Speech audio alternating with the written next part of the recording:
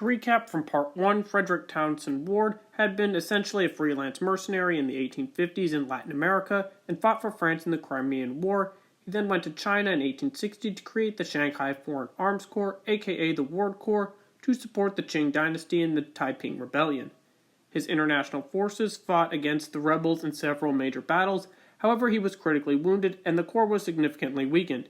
He was also arrested by the British and escaped by breaking out of a window and resumed his activities. Ward became even more rich through a number of amazing business deals with Wu and Fang, and he poured the money into more artillery, high-end arms such as Dreyse needle guns from Prussia, vast quantities of ammunition, and other military equipment.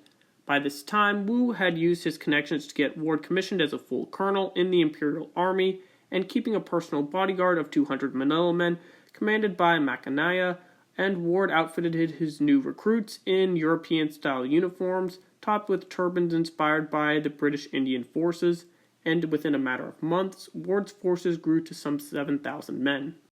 They carried their own colors, which were an elegantly simple banner upon which was inscribed the Chinese character Hua, which was the closest that the men could come to pronouncing their commander's name. And by summer of 1861, a training camp was established where Ward set up operations. And working with the best of the survivors of the Foreign Arms Corps and supported by a strong headquarters staff, Ward trained an increasing number of Chinese and Western small arms, gunnery tactics, customs, and drill and ceremony. Particular care was taken to train the Chinese to hold their weapons and fire until their targets were within an effective range. He also trained them to respond to Western bugle calls and verbal commands, and most strikingly, outfitted them with Western-style utility uniforms color-coded for branches of arms, and Indian-style sepoy turbans. These garb, at first distressing to the Chinese troops, earned them a fair share of mockery, and in time, as the troops proved themselves equal of their European counterparts, both on the parade ground and battlefield, their distinct uniforms would become a point of pride and separate them from the regular Qing army. Additionally, their pay was both high and consistent by Chinese standards, as a strong recruiting drive that triumphed over most discomfort with unfamiliar uniforms. The pay was high in part to attract new recruits to dangerous work, but also compensated them for the lack of looting opportunities. Ward strongly discouraged looting as he knew that the practice turned the local populace against their liberators, and other benefits offered to Ward's men included better rations, billets, and of course, better chance of survival in combat as they were way better trained. By January 1862, with about 1,000 Chinese soldiers trained and ready, Ward stated that his unit was ready for the field, and much to the relief of his Shanghai backers, particularly Yang Feng, who had significantly invested both government and private funds into the force's recruitment, arms, and supplies. This was timely, as within the same month, the Chengguang's forces re-entered the region with over 120,000 troops in an attempt to cut them off, and then re-enter and occupy Shanghai. In the middle of January, about 10 miles north of Shanghai, in Wusong, and over 25 snow-covered miles from their own headquarters, Ward led his new army into action. His force drove the Taiping from their entrenched positions despite greater rebel numbers, and a week later, after a return march, Ward's forces struck at the city of Gongfulin and occupied by over 20,000 Taiping troops, just 5 miles from Ward's own headquarters. Ward, at the head of 500 men, attacked the city without any artillery support, and the Taiping defenders, seeing the strange attire and military skill of foreign leadership of their own countrymen, wavered and were filled with dismay and fled immediately. In February, again facing Taiping forces moving near his training area, Ward took 500 troops in joint operations with local imperial commanders and drove the rebels from several areas and cities around the area, although in most engagements, the Qing Imperial Army would sit back and do nothing. In the course of these actions against superior numbers, thousands of Taiping would be killed or wounded, while Ward himself suffered 5 wounds, including the loss of a finger to a musket ball. Taiping forces were enraged at this foreign irritant and had a force of 20,000 attack the city of Songjiang, which was defended only by Ward's force of 1,500 men.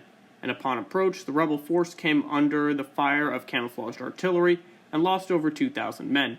Immediately after, infantry struck out of the city at the rebels and cut off and captured another 800, while capturing a large number of boats bearing Taiping supplies and arms. The Taiping beat a hasty retreat rather than lay siege to the Hornet's Nest, and it was at this moment that secured Ward's reputation among all the people in the Shanghai area, being Chinese, Western, and Taiping alike. From this moment on, the key Western commanders and politicians would support him, funding his troops, and would actually be backing him, as they had previously been trying to arrest him and kick him out of China, and Ward's decisions would no longer be second-guessed by his backers in Shanghai.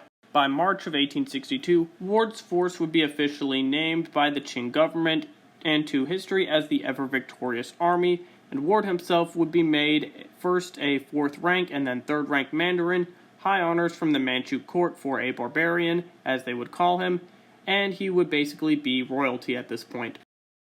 Through the course of 1862, the ever-victorious army would live up to their name, repeatedly defeating numerically superior opponents, often in entrenched positions, and further their presence on the battlefield would be an example of effective Chinese soldiering, served as a force multiplier for the imperial units, and between whom Ward had mutual respect at this time when they had joint operations.